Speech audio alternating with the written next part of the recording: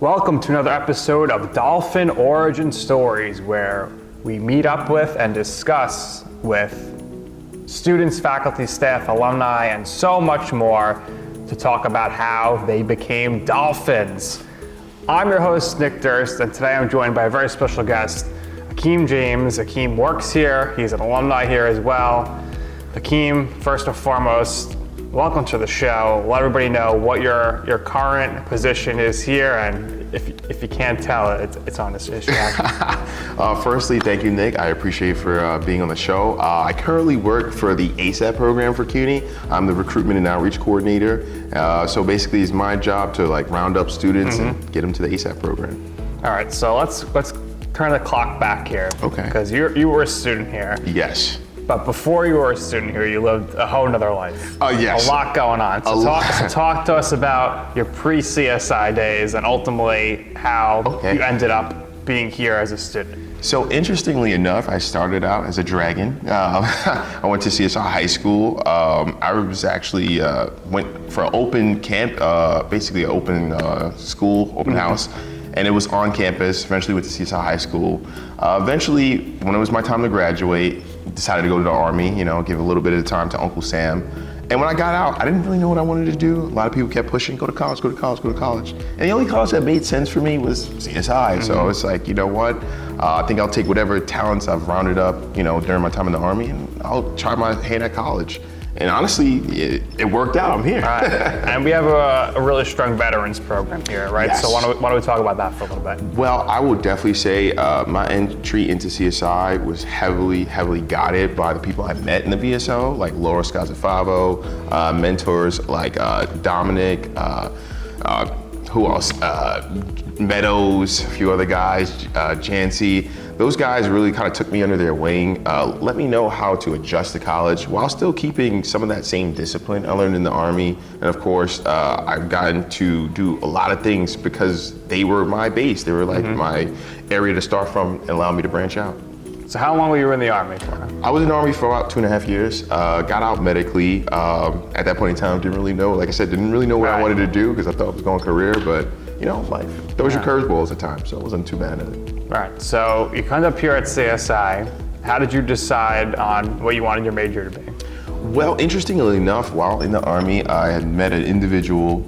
He was a soldier in my platoon, well, actually in my company, and we just struck up a great friendship, and he just really opened me up to the world of psychology.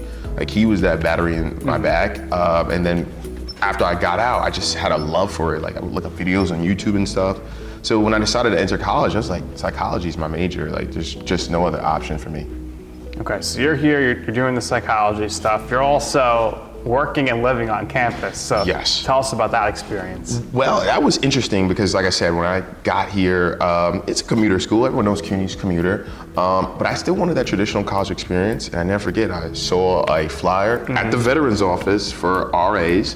I said, you know what? Why not take a shot at it? I took a shot, got the interview, they brought me on, and honestly I could say it was probably one of the most fulfilling experiences for me because unfortunately some people come to CSI, they don't get that traditional experience. And for me it was great. I mean, and you get to meet so many great people that aren't from here. Fantastic. I mean, meeting people from literally different countries, and getting to know the athletes, and of course, controlling the whole floor with a bunch of residents, that was great. And let's talk about the rooms in Dolphin Cove because Yes. they are very nice compared to most schools in the Northeast here. Oh, definitely. I mean, I remember seeing some SUNY dorms. I'm not going to talk down on them, but they weren't as great as Dolphin Cove. And when I first got to Dolphin Cove, it felt like a hotel. You look at the hallways, you look at the rooms, and it was spectacular. I literally felt like every time I was in Dolphin Cove, you wouldn't believe that you were on CSI because it was so amazing. And the people made it even better. So for anybody considering, okay, I'm gonna come here, and if they're able to, why should they consider dorming here at Dolphin Cove? I will say why they should consider it is because it really does offer you a unique experience. I mean, a lot of people chase the traditional experience by going to state schools or leaving the state, period. But I think with CUNY, you can still get that, especially with Staten Island where we have this SUNY-like vibe. Yeah. And we're close to the city. And like, what's better than, getting up, getting yourself ready and stuff, and you just walk right out of your room, walk downstairs outside the building, and the class is right there. Like, there's nothing better than that. Like, honestly, I think it's an experience that you can't replicate in too many places. And it's one, if you're a college student and you could afford it and you have the backing, go for it. Absolutely. Okay, so let's talk about your time here on campus as a student, because you were involved in a lot of clubs and a lot of activities. Yes. When I first got to CSI, there was like a lot of people who I had seen, they were just going to class and they were going home. I was like, I need more. That's just who I am. I need more. I want to be a part of the community. So I was like, deep dive, student government. I think for a little bit, I was a part of the Japanese Visuals Club. I did the Psych Club for a little bit, Veteran Support Club.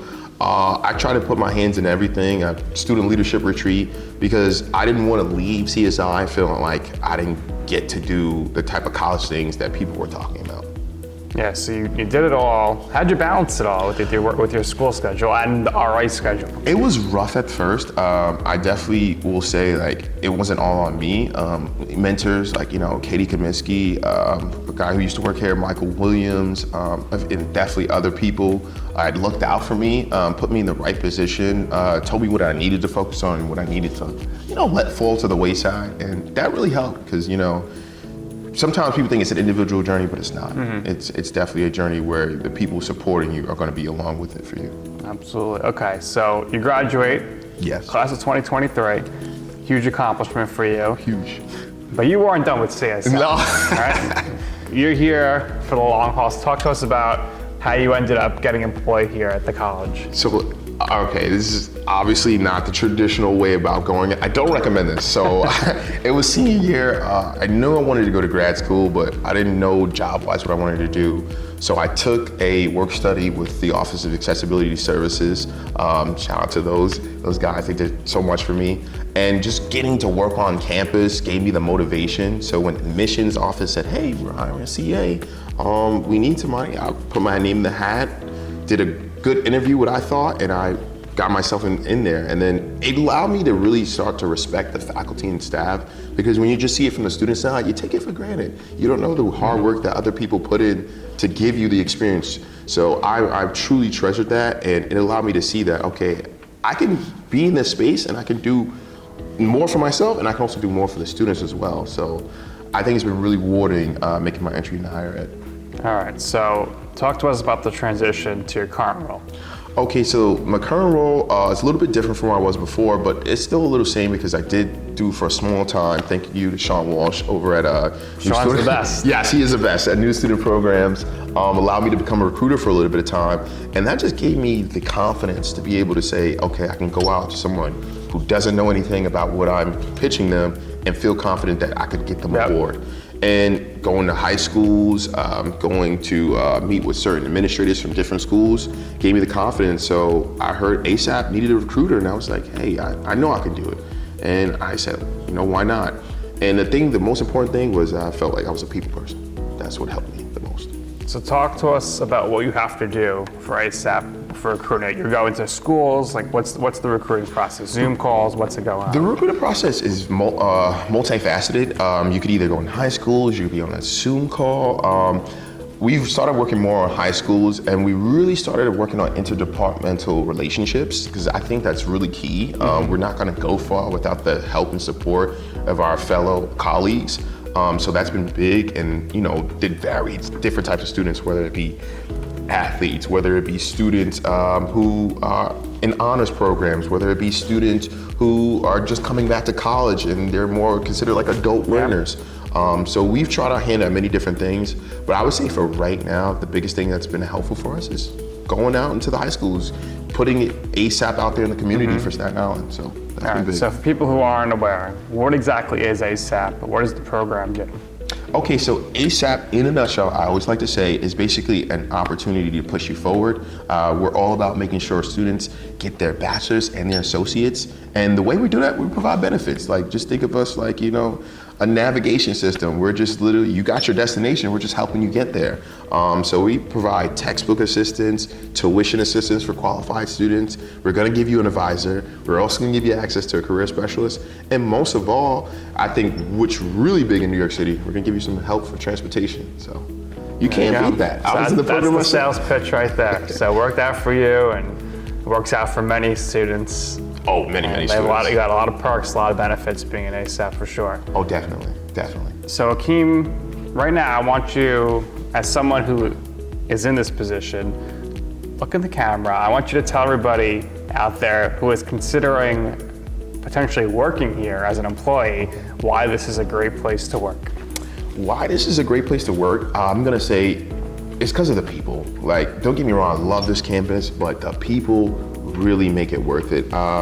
Guys like Nick, guys like Sean, Manny, Ron, Michael, I could go on naming countless different people, but they make it fun to come into work. They make it fun to go out there and help students. You just don't get that everywhere. And don't get me wrong, this is not to shade anyone else in CUNY, but I think we hold our own pretty well, and you could put our people against some of the best in CUNY, and you won't be disappointed. You really won't. They're gonna have your back, they're gonna push you, and with the right amount of work ethic, you're gonna go far. Very well said. A lot of school spirit, Akeem, and that's why you're on the spirit committee as well. So that's awesome for you. Akeem, thank you so much for your time. This has been a pleasure. This is gonna do it here for this episode of Dolphin Origin Stories. For our very special guest, Akeem James, I'm your host, Nick Durst. Thank you for watching.